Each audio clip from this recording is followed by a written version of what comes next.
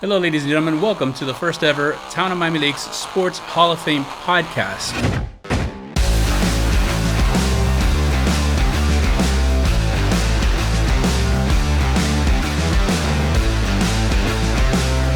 My name is Roman Garcia. I am the committee chairman for the past 4 of the 7 classes that have been inducted. I'm joined by my co-host, my daughter, Abigail Garcia. And we'd like to welcome our first guest today, the mayor of Miami Lakes, Manny Cid. Manny, first question for you. And it's a doozy. We've been doing this for 8 years now. We've inducted 7 classes, going on 8 this year. Thus far, what's been your favorite memory of any of our Hall of Fame inductions?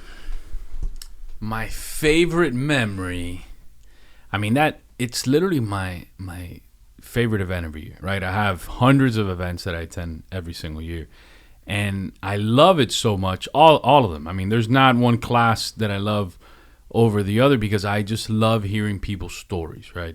And I think that's so powerful when somebody has an opportunity.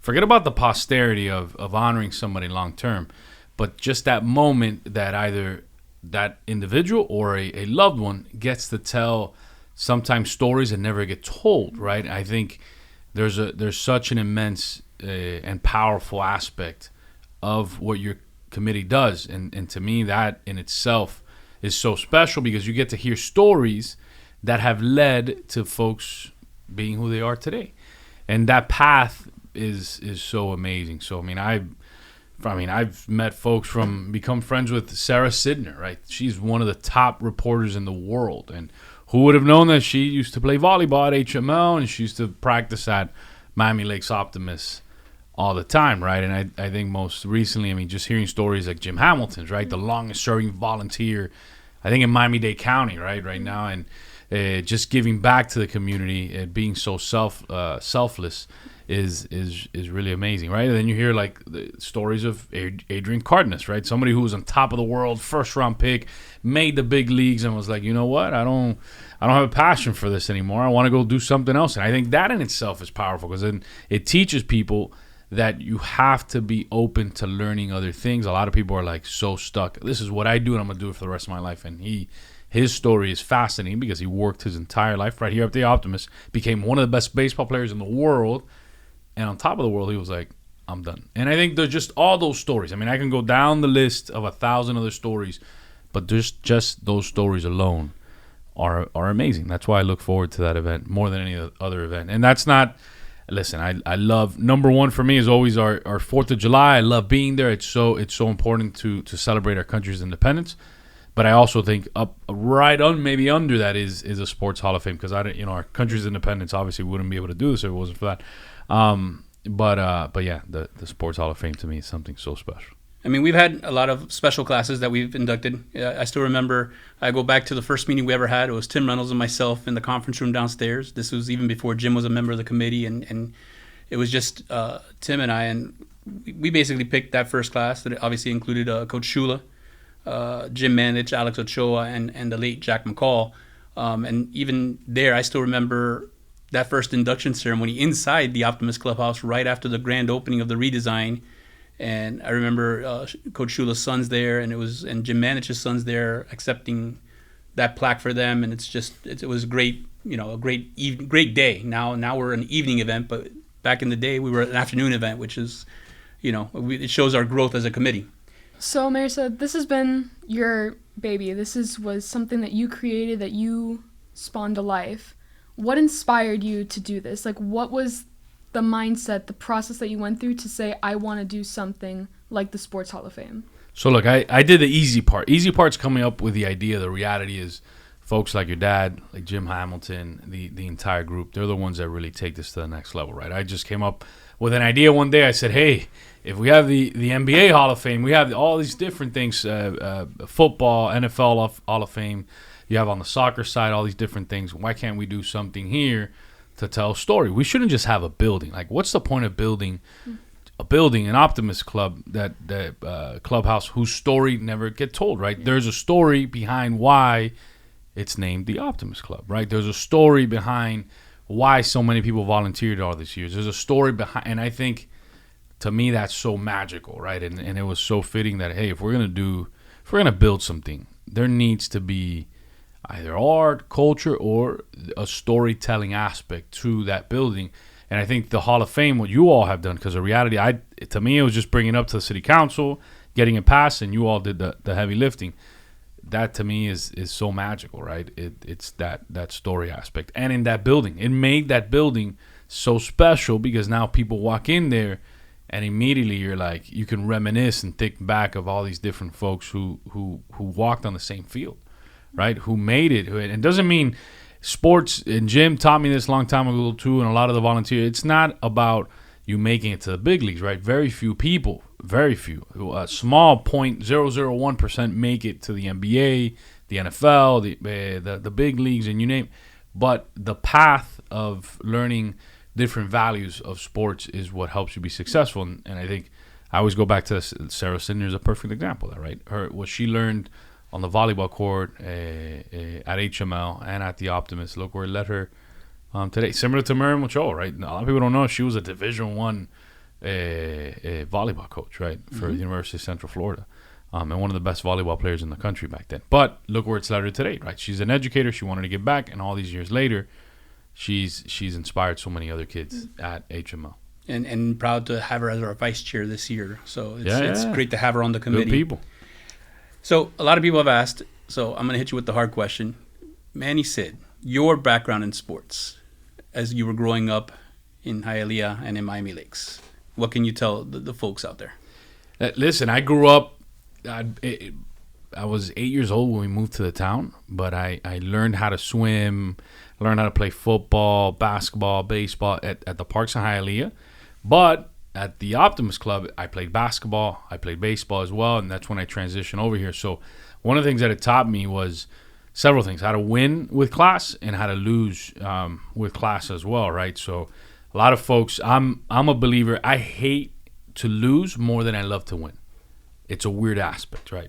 When I win, I don't really celebrate. It's like, all right, what's next, right? But to me, that was taught in sports, and to do it in a way that you don't tear down other people, right? If you beat somebody, hey, you shake their hand, give them a hug, you help them. I think one of the main things I was taught were those values of being competitive.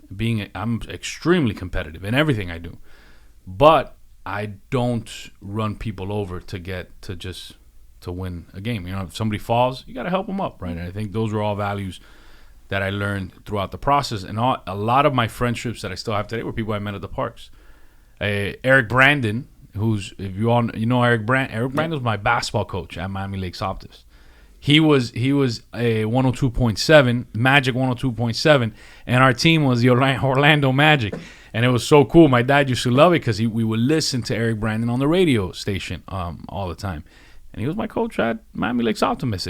I used to compete against Danny Garcia, at Miami Lakes Optimist. Danny now runs one of the top travel teams in the area, and those are just people, friendships that you create throughout all these years that are still friends today. But yeah, Eric's always posting. I see him on there, but I go back. I call him coach. He's still my coach. There's another realtor here on Main Street who used to coach there as well, Milan, and I met him and I see him all the time too, and I call them all coach. So.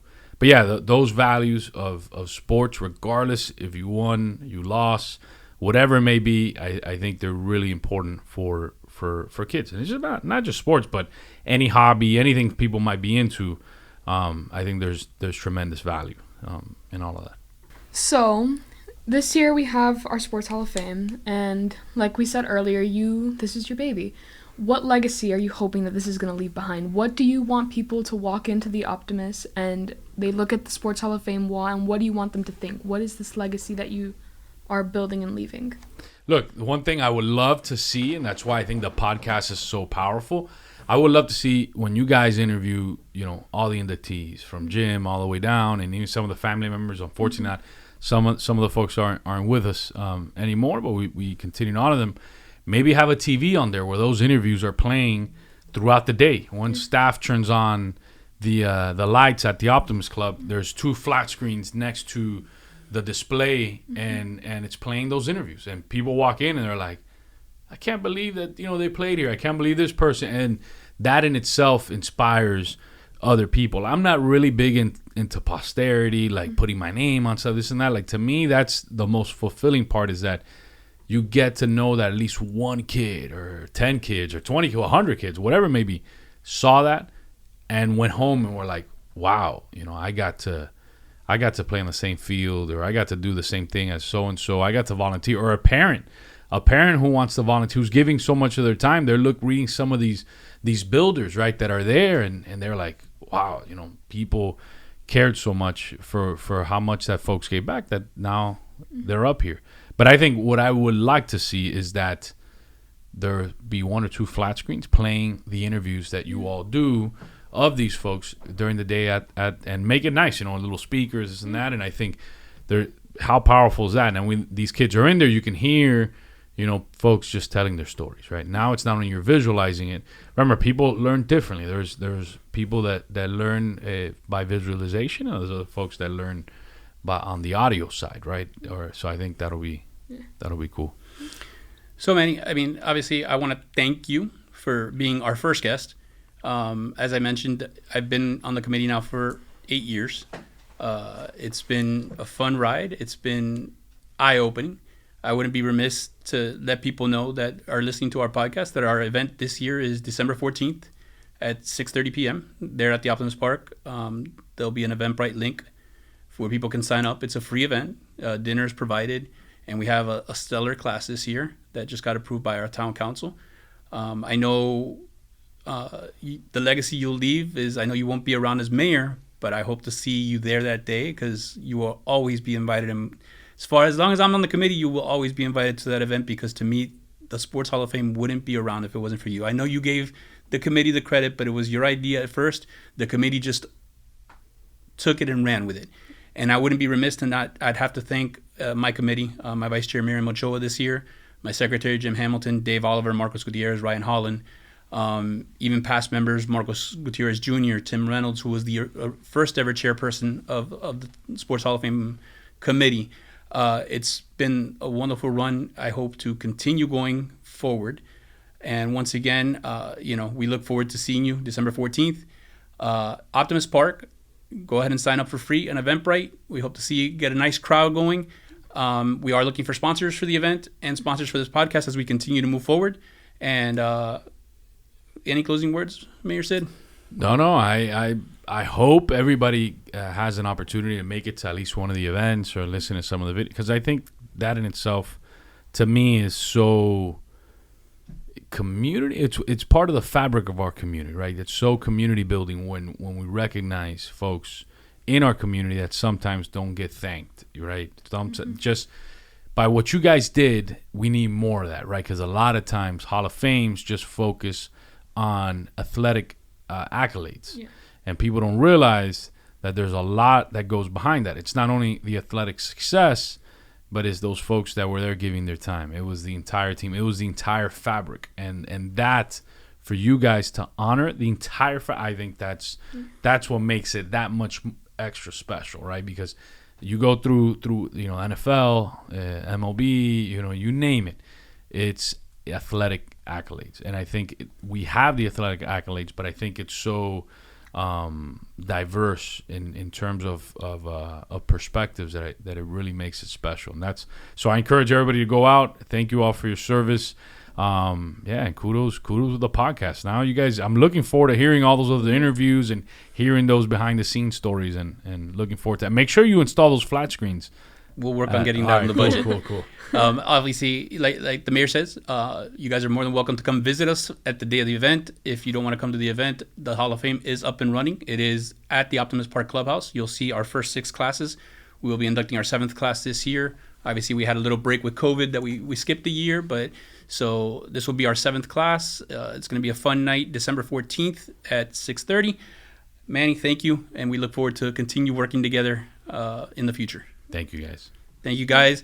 Catch us on our next episode. We're hoping to have our committee chairman and Hall of Fame member Jim Hamilton on the next episode. We'll see you soon.